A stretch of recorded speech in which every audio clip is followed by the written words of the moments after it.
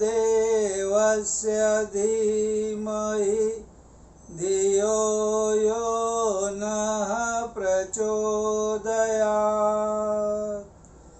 ॐ गुरुर्ब्रह्मा गुरुर्विष्णु गुरुर्देवो महेश्वरः गुरुर्साक्षात् परब्रह्म तस्मै श्री गुरवे नमः।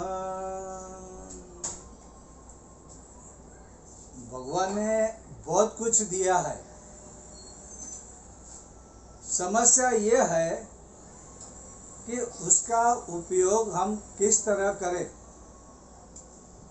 मैंने एक कहानी सुनी थी। एक बार एक संत राह पर चल कर जा रहे थे।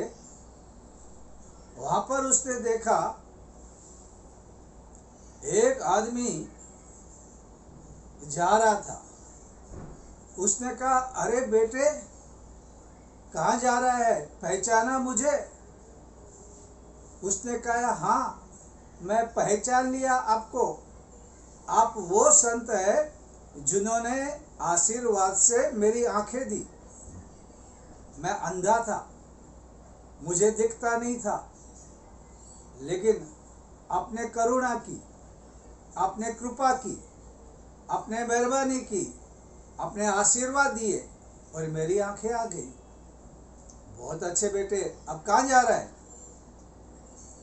महात्मा, मैं सिनेमा देखने जा रहा हूँ। बहुत ही भव्य सिनेमा है। उसमें 3-4 तो बड़े बड़े नृत्य हैं, जोरदार संगीत है, और वहां पे फाइटिंग भी ऐसी है ना, मैं आपको क्या बताऊं। मैं वो सिनेमा देखने जा रहा हूं। तो उस संत ने कहा, अरे तू ये क्या कर रहा है? मैंने तुझे आंखें दी ताकि तू प्रभु दर्शन कर पाए, तुम कुदरत का सानिध्य प्राप्त कर सके, तू दूसरों के दुख देख कर उनको मदद कर सके, और तू ये ऐसी प्रवृत्ति में अपनी आंखें, आपकी नजर, दृष्टि खराब कर रहा है। अफसोस की बात है। तो उस लड़के ने बोला, माफ करना, आपने मुझे तब तो ये तो नहीं कहा था कि मुझे इन आंखों से क्या करना है। आपने आशीर्वाद दिया और आंखें मिल गई, और फिर मैंने उसका उपयोग किया जो मुझे ठीक लगा। आपने कंडीशन नहीं रखी थी पहले, अगर ऐसा करेगा तो मैं आंखें दूंगा। आंखें देने के बाद भी नहीं कहा कि तुमको क्या करना है। तो मैं क्या करूं, मेरा क्या गलती? मुझे अच्छा लगता है सिनेमा देखना, मुझे अच्छा लगता है नट और नटी का नृत्य, मैं देख रहा हूं। What's wrong?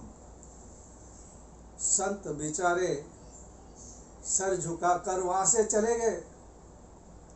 फिर आगे चल रहे थे, और इत्तेफाक देखो, एक आदमी भागते हुए वहां से आ रहा था।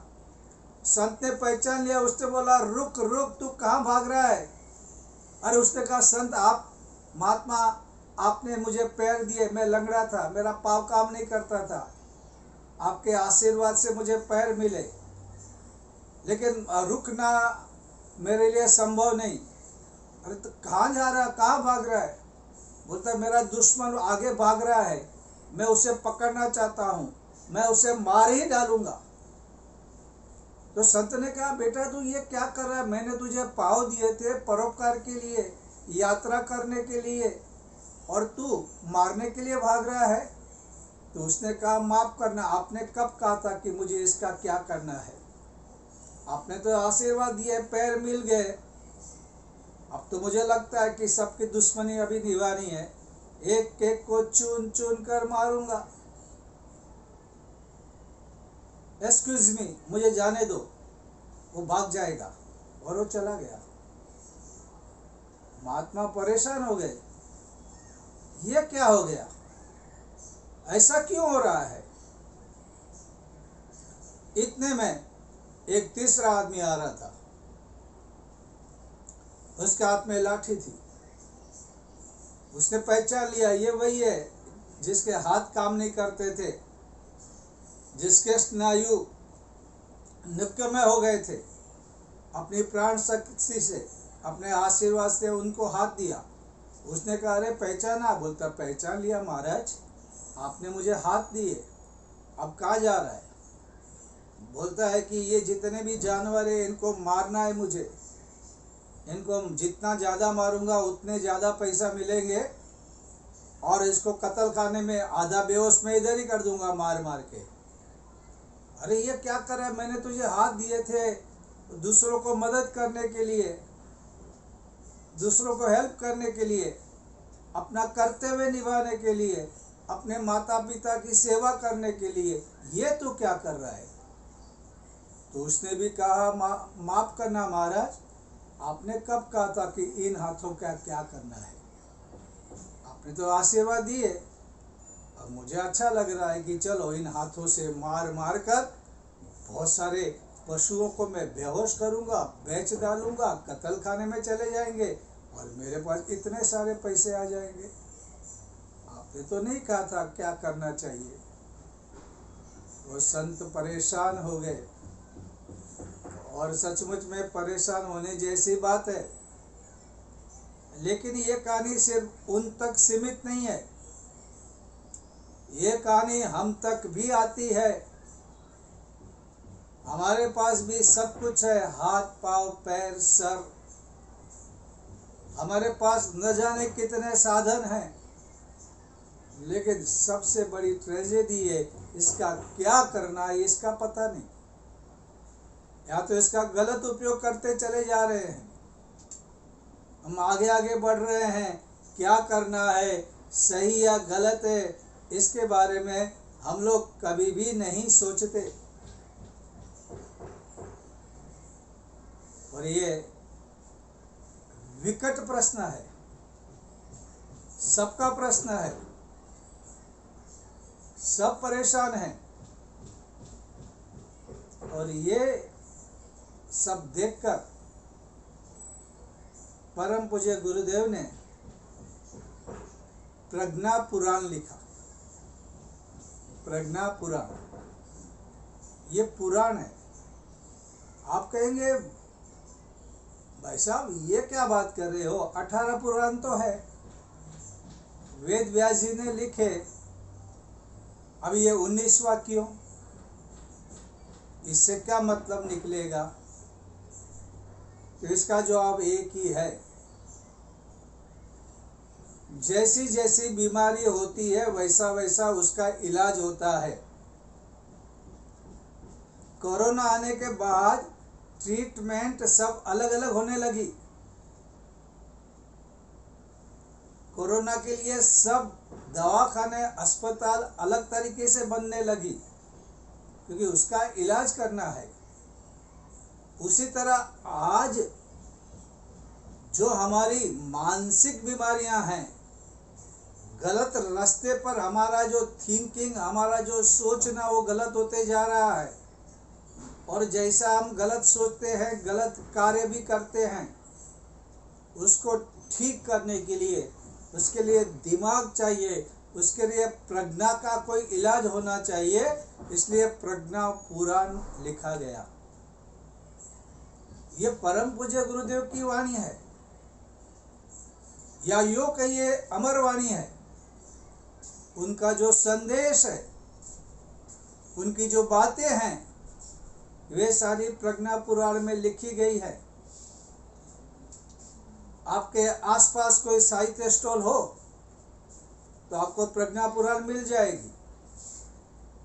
और आपकी जितनी समस्या, प्रज्ञा पुराण में क्या होता है, आपकी आसपास जो ऐसे सिचुएशन है जिसको आप समझ नहीं पा रहे हैं, आपके जीवन में करुणा का रस बह रहा है, करुणा का रुदन है, तो प्रज्ञा पुराण आपको हंसने का मौका देगा। ऐसी कई समस्याएं हैं, व्यक्तिगत, पारिवारिक सामाजिक या वैश्विक, इन सारी बातों का इलाज, उसका सॉल्यूशन आपको प्रज्ञा पुराण में मिलेगा। अगर आप इसको ध्यान से पढ़ते जाएंगे तो आपका जीवन बदलने लगेगा। और प्रज्ञा पुराण क्या काम करेगा? ये प्रज्ञा पुराण आपके दोष दुर्गुण को भी दूर करेगा, आपके दोष दुर्गुण को दूर करेगा, भगाएगा। आता है ना, कछुआ जलाओ मच्छर भगाओ, प्रज्ञा पुराण पढ़ो, सारे दोष दुर्गुण छू मंतर हो जाएंगे। इसलिए मैं आपको परम पूज्य गुरुदेव का ये पुराण पढ़ने के लिए कहूँगा, क्योंकि ये आपके आसपास, अगर आप मुंबई में रहते हैं तो थाना है, भिवंडी है और छोटे छोटे केंद्र हैं जहाँ पर आपको गुरुदेव का साहित्य मिलेगा। प्रज्ञा पुराण आप घर वाले साथ मिलके भी पढ़ सकते हैं, या आप अपने एरिया में भी इसकी व्यवस्था कर सकते हैं। अब कोरोना धीरे धीरे जा रहा है, भगवान करे वापस ना आए, 2-3 महीने के बाद वैसा कार्यक्रम भी कोई भी कर सकता है, बहुत आसान है। अब ये प्रज्ञा पुराण 4 है, 1 2 3 4। अच्छा, इसमें सारी चीजें मैं आपको बता दूं कि हर एक प्रज्ञा पुराण में कौन सा विषय है। तो क्या होता है, अगर आपके पास समय नहीं है तो आप कोई भी एक प्रज्ञा पुराण लेकर पढ़ सकते हैं। अब सबसे पहला प्रज्ञा पुराण जो है वो है लोक कल्याण जिज्ञासा।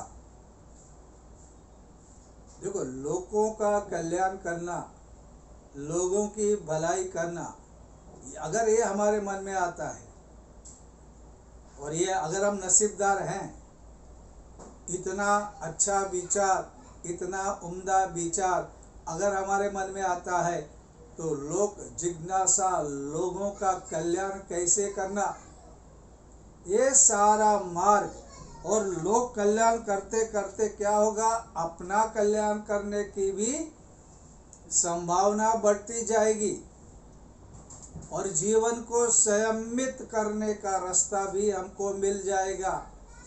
हम पिछले 4 सप्ताह से बात कर रहे हैं संयम के बारे में। इंद्रिय संयम की बात की, समय संयम की बात की, अर्थ संयम की बात की, विचार संयम की बात की। इसको संयमित कैसे करना, ये प्रज्ञा पुराण हमें सिखाएगा। और अगर आपका जीवन संयमित बन गया, अगर आप मर्यादाओं का पालन करने लगे,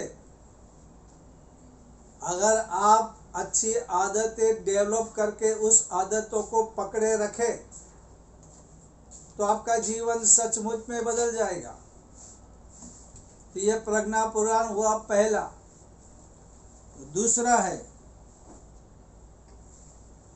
हमारे मानव जीवन को पशुता से उठाकर, देखो कोई भी आदमी स्थिर नहीं रह सकता, या वो विकास करेगा या वो पतन करेगा। अगर कोई कहता है कि मैं तो जैसा हूँ वैसा का वैसा ही हूँ, कई सालों से वैसा का वैसा हूँ, हो सकता है आपका वजन उतना का उतना हो सकता है, लेकिन आपकी मानसिक स्थिति वैसे की वैसी नहीं हो सकती। या तो आप गिरोगे या तो आप ऊपर उठोगे, ये प्रक्रिया चालू रहती है। तो ये जो दूसरा प्रज्ञा पुराण है वो आपको सिखाएगा कि चलो भाई, अब तुम मानव तो हो, मानव की आकृति तो मिली हुई है, मानव की आकृति मिली हुई है, लेकिन मानव की प्रकृति है या नहीं, ये मानवती की प्रकृति को ऊपर उठाओ, देवत्व की ओर चलो। ये बातें तुम्हें प्रज्ञा पुराण दूसरा सिखाएगा। ये होने के बाद तीसरी बात आएगी परिवार निर्माण। तो ये आज की बहुत बड़ी समस्या है। परिवार निर्माण ये बहुत जरूरी भी है, और आजकल हम परिवार में देखते हैं तो परिवारों की हालत बिल्कुल अच्छी नहीं। रिश्ते नाते, अपनापन, सहभोजन, साथ में बैठकर ज्ञान की बातें, ये सब कुछ छूट गया है। मोबाइल और कामों का टेंशन, उनका स्ट्रेस और कलह। कलह तो मतलब कि जैसे कि घर का पाया ही कलह है। बात बात पे उलझना, कोई किसकी बात न मानने को तैयार न सुनने को तैयार, ऐसा चल रहा है। तो परिवार निर्माण की बहुत जरूर है। अगर आपको लगता है कि परिवार निर्माण की बातें पढ़नी है तो आप तीसरा ग्रंथ ले लीजिए, परिवार निर्माण के। मेरा तो कहना है कि आप चारों ले लो, लेकिन परिवार निर्माण पहले पढ़ लो। परिवार को एक बार आपने ठीक कर लिया, अगर आपने अपना कर्तव्य समझ लिया, आपका जीवन बहुत ही सुखी हो जाएगा और बाकी चीजें आप आराम से कर पाएंगे। और इसके बाद जो है वह है हमारी भारतीय संस्कृति के बारे में। इसलिए हमारी संस्कृति महान नहीं कि हम भारतीय संस्कृति में जन्म ले चुके हैं, इसलिए भारतीय संस्कृति सचमुच में बहुत बहुत महान है। सबसे पुरानी होते हुए भी सबसे ज्यादा मॉडर्न है। आधुनिक ख्याल, आधुनिक विचार वही अपना सकती है। और हम सचमुच में सभी को प्यार करते हैं, रिस्पेक्ट करते हैं। हम सभी जगह से अच्छी चीजों को लेते हैं, लेकिन माता पिता को वंदन करना और भगवत गीता और भागवत की बातें, हमारा व्यवहार वो इतना श्रेष्ठ है।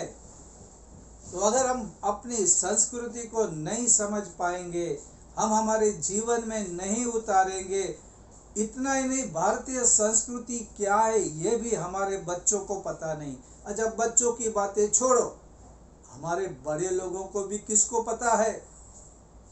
भारतीय संस्कृति बोलने से कुछ मालूम नहीं होता है, और मालूम होने से अगर हम जीवन में नहीं उतार रहे हैं तो उसका क्या मतलब है? टीवी में, न्यूज़पेपर में, मैगजीन में भारतीय संस्कृति महान है ऐसा लिख के आता है, क्या मतलब है उसे अगर तुम जीवन में नहीं उतार रहे हो, अगर तुम सचमुच में नहीं समझ रहे हो, अगर सचमुच में तुम्हारा इतना साहस नहीं कि तुम ये कह सकते हो कि हाँ मैं भारतीय संस्कृति को मानने वाला हूँ। अगर ये नहीं है तो क्या मतलब है? तो अगर आप ये ग्रंथ पढ़ेंगे तो भारतीय संस्कृति के विचारधारा के बारे में, उनके महान पुरुषों के बारे में आपको पूरा का पूरा ख्याल आएगा। तो ये प्रज्ञा पुराण, ये 4 पुस्तक, 4 ग्रंथ परम पूज्य गुरुदेव का लिखा हुआ 18 पुराण वेद व्यास जी ने लिखे। लेकिन अभी का जमाना, अभी का थिंकिंग, अभी की सोच, अभी का व्यवहार, अभी का वातावरण ये इतना बदलते जा रहा है कि गुरुदेव को लगा कि भाई 19वां प्रज्ञा पुराण का भी अब जरूर है। प्रज्ञा जगाने से ही युग बदल सकता है। महाभारत के समय पे धृतराष्ट्र की बातें समझो, रामायण के समय रावण था, बाद में भक्ति की जरूरत पड़ी, भागवत वगैरह ग्रंथ लिखे गए। लेकिन आज का समय अलग है, बिल्कुल अलग है, विपरीत है। तो पुरानी दवा काम नहीं आएगी, ये नया रोग है, ये नई बीमारी है, उसके लिए प्रज्ञा पुराण, इसकी जरूरत पड़ी। आप जरूर पढ़ो, आपको मिल जाएगा। मुंबई में मिलता है, थाना से मिल जाएगा, भिवंडी से मिल जाएगा, और भी कई केंद्र हैं जो पुस्तक रखते हैं और लोगों को देते हैं। अच्छा, अभी ये जो हमारा ग्रंथ है, ये ग्रंथ में क्या होता है कि इसमें कथाएं हैं, छोटी छोटी कथाएं। अच्छा, कथा का प्रभाव एक अलग पड़ता है। हमारा देश धर्म प्रधान है, यहाँ पे व्रत, उपवास और फिर यात्रा, फिर पूजा, फिर यज्ञ, साप्ताहिक मेलावे, ये सब होते रहता है। और कोई भी दिन ऐसा नहीं है। सोमवार का दिन भगवान शंकर का दिन, भगवान शंकर की उपासना करेंगे। मंगलवार का दिन आया, गणपति का दिन, हनुमान का दिन, उनके मंदिरों में जाएंगे, दर्शन करेंगे, अपने आप को आनंदित पाएंगे। और फिर तुम लोग जाओगे बुधवार को, अरे कहोगे भाई ये तो राहु केतु का दिन है। राहु केतु से नहीं डरना है, उनकी उपासना कर लेते हैं। और इसके बाद आता है गुरुवार, गुरु का दिन, साईं बाबा का दिन, जलाराम बापा का दिन, और उसका एक महत्व है गुरुवार का। गुरुवार को पवित्र दिन माना जाता है। और उसके बाद शुक्रवार को संतोषी माता का पूजन, संतोषी माता का व्रत, और फिर शनिवार को शनिदेव का उपासना, रविवार को सूर्य की उपासना, गायत्री की उपासना।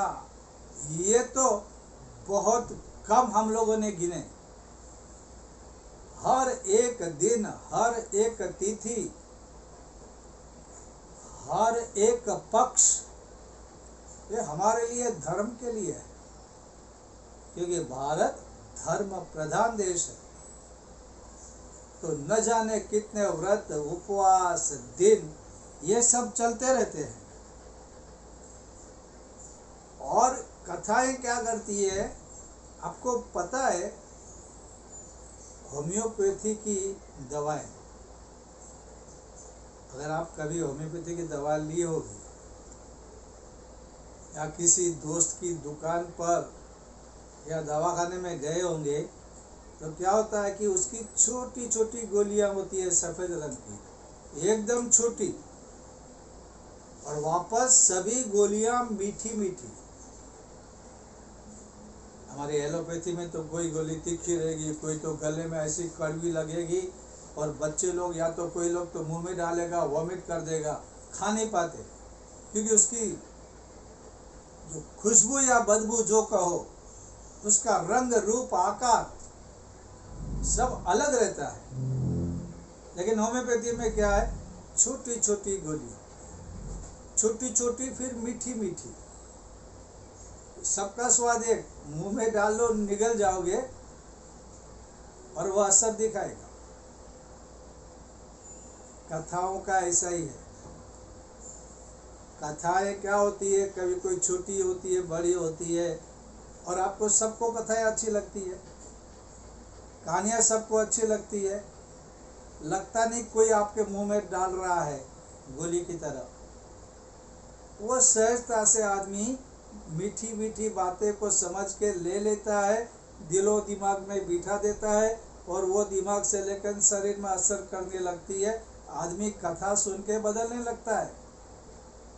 गांधी जी हरिश्चंद्र की कथा पढ़ने के बाद बदल गए, लाल बहादुर शास्त्री रामचरितमानस वगैरह देखने के बाद बदल गए, ऐसे बहुत से। और आपको मालूम है नारद जी, ये जो प्रज्ञा पुराण की शुरुआत भी है ना, वो इस तरह से है कि भगवान विष्णु और नारद जी का संवाद है। भगवान विष्णु कह रहे हैं, नारद जी सुन रहे हैं। अच्छा, अभी नारद जी के बारे में भी एक बहुत गलत बात है। लोग कभी कोई झगड़ा लगाएगा तो बोलेगा ये तो नारद मुनि है। अरे तुम क्या बात कर रहे हो? नारद मुनि के बारे में जानते हो? नारद मुनि जैसा कोई श्रेष्ठ भक्त नहीं मिलेगा। दुनिया में सबसे श्रेष्ठ ग्रंथ है भक्ति सूत्र, जो नारद जी ने लिखा है। यही नारद जी है जिसने रत्नाकर डाकू को वाल्मीकि बनाया, ध्रुव और प्रहलाद जैसे लड़कों को भक्त बनाया। और अगर आप देखोगे कि पुराण में कितने राक्षस, कितने देवताओं को उन्होंने गाइडेंस दिया। और नारद मुनि एक ही ऐसे थे जो भगवान के पास कभी भी कहीं पे भी जा सकते थे। दुनिया में और किसको ये राइट नहीं है। ये राइट उनको क्यों मिला, उसका भी एक कारण है, जो अभी समय का अभाव है। तो हम ये दूसरी बार मिलेंगे गुरुवार के दिन, तो हम लोग ये बात करेंगे। लेकिन नारद मुनि का अपना एक कीमत है जिसको हम समझ नहीं पा रहे हैं। और नारद के बारे में कुछ भी कहते हैं, ये झगड़ा लगाने वाला है तो कहते हैं ये नारद मुनि है। अरे हमारी जबान नारद मुनि के नाम से पवित्र होती है। ये सचमुच में उन्होंने कितने भूले हुए राही को राह दिखाई, सही मार्ग दिखाया, और मानव जाति पे न जाने कितने उपकार किए। तो ऐसे वेद व्यास को जिन्होंने हमेशा गाइड दिया, वाल्मीकि को गाइड दिया, भगवान से मिलने के बाद यहाँ तक उन्होंने संदेश पहुँचाया, ऐसे व्यास को हमें हमेशा वंदन करना चाहिए। अगर मौका मिले भक्ति के बारे में कुछ समझना है तो उनका लिखा हुआ भक्ति सूत्र जरूर पढ़ना चाहिए। आज के लिए बस इतना।